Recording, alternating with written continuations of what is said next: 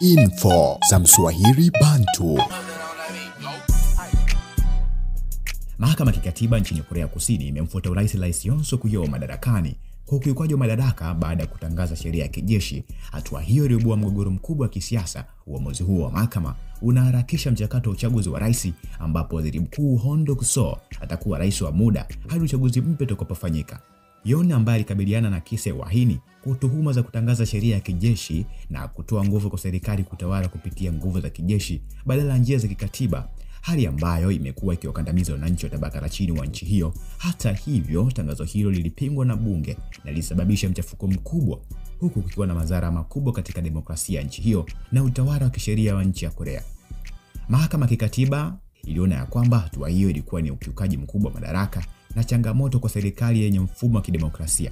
Yoon pia anakutana na kesi ya jinai inayohusiana na tangazo lake la sheria ya kijeshi inayoweza kumletea adhabu ya kifo au kifungo cha maisha gerezani. Majaji wa mahakama walipokea hoja ya rais na kuikataa hoja yake ya kwamba alichukua hatua hiyo ili kukabiliana na vyama vya upinzani ndani ya nchi hiyo. Hata hivyo, tume ya uchaguzi inatarajia kuandikisha wagombea wa urais, huku tarehe ya uchaguzi ikijadiliwa kuwa Juni 3. Habari hii inaibua taswira mpya kwa upande wa sheria na kwa upande wa kiutawala na siasa duniani kote. Na hizi ni info za Mswahili Bantu. Jina langu naitwa Fadhili Mohamed.